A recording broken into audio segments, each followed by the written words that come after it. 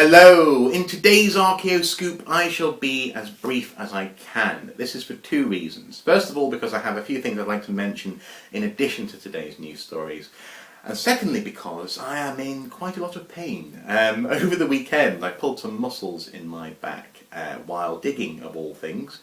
And as ironic as that may well be, archaeologist hurts spine while digging, haha.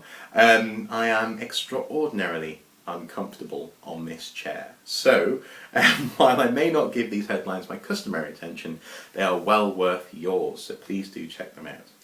Headline number one is with regards to an Oxford academic who claims to have gleaned new insight, new clues from ancient texts about the Hanging Gardens of Babylon. Now, while some of you may well say, well, some of these ideas aren't all that new, the Hanging Gardens engender a mystique and have done for hundreds of years. So if you're at all interested in this wonder of the ancient world, this article is well worth some of your time. It also happens to feature on Archaeoscoop.com, so what more reason do you need to have a read? So pop on over, check out the article, it's quite interesting. That's headline number one. Headline number two is with regards to English heritage and a scheme that they're launching, putting aside £120,000 a year to go towards access to certain famous sites. This specifically will help schools who are currently enduring an environment of swinging budget cuts, which are affecting their ability to afford their pupils access to learning environments outside of schools. It is hoped that this money will specifically help them get on a bus and get to sites such as Stonehenge and Hadrian's Wall, some of the more famous sites which people want to visit. Now, this money, while very welcome and a little bit of good news in an otherwise rather drab and depressing economic environment, it is almost a shame that this scheme can't be rolled out to all properties, or at least all properties who might have a direct connection with the national curriculum.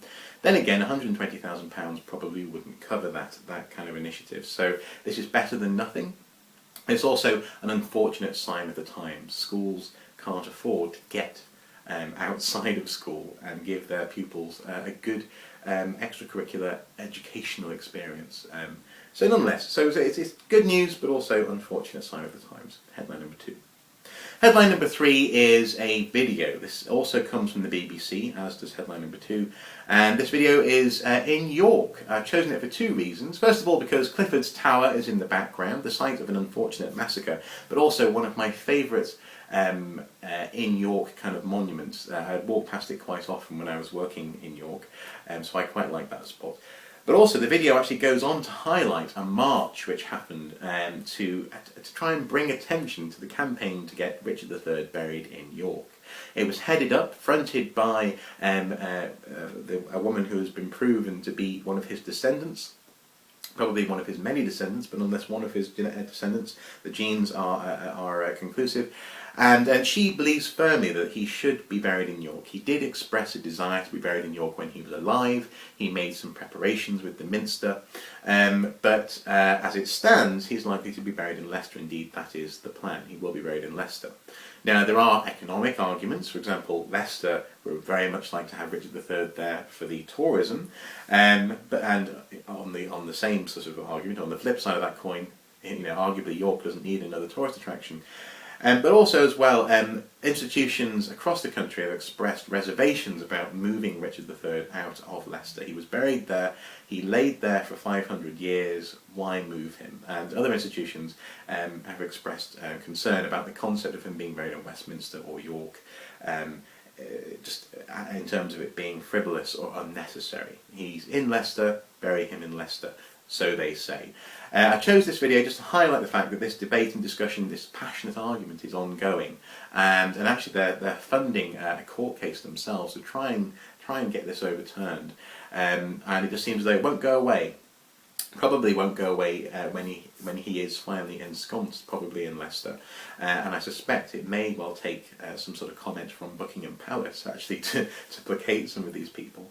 But nonetheless, it's an interesting concept, and the question, I suppose, of where he should be buried, whether or not we should be bothered, is an interesting one. Again, particularly in an environment when money is so tight that schools can't get to historical sites. Should we be?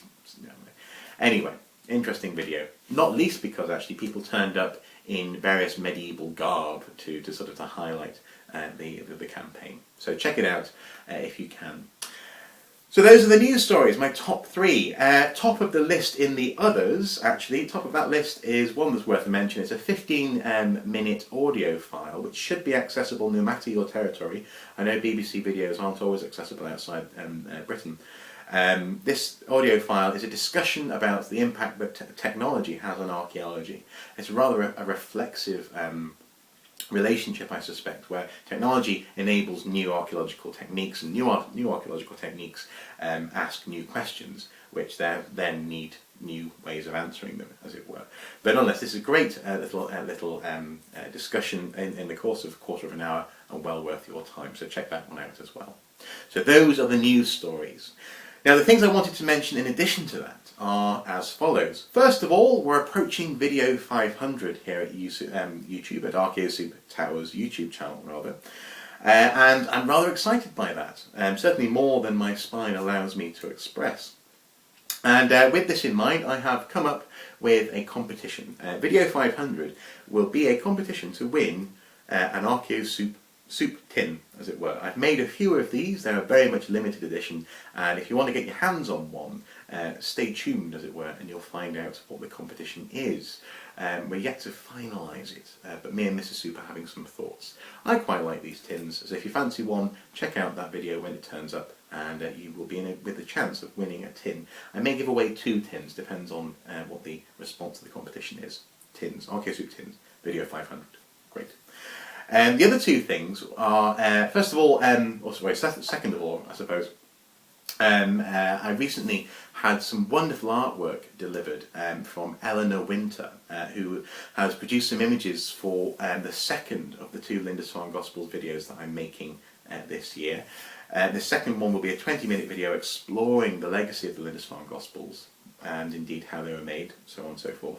And these images actually show an episode where supposedly the Lindisfarne community was turned back from the sea by a storm which rose up around the boat. The waves turned to blood upon the deck, and the Lindisfarne Gospels for a time were washed overboard to be recovered later on.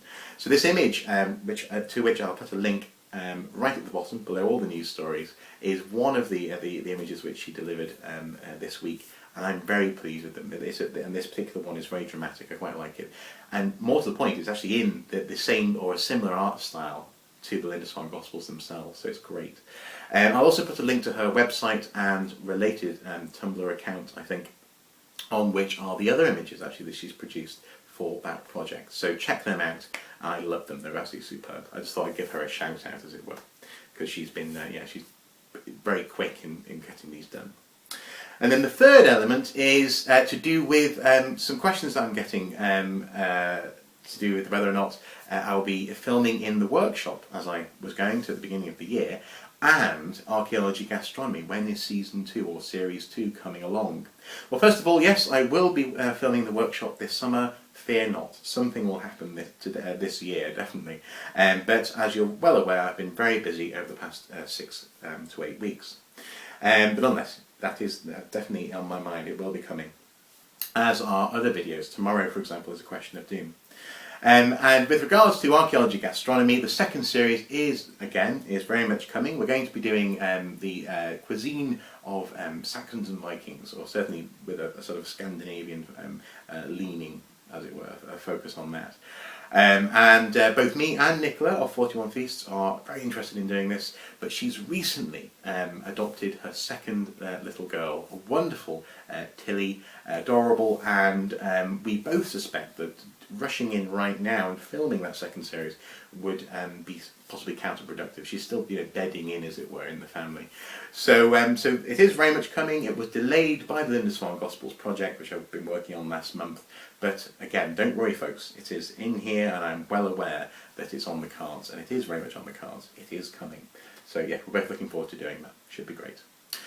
So there you go, those are my bits of news in addition to the news. So check out those news stories, Thank you so much for your patience over the last month, and hopefully you'll be able to see this 3-minute video in the very near future. Today I got confirmation that it was confirmed, so the first of the 2 Lindisfarne Gospels videos will be open to the public to watch very, very soon.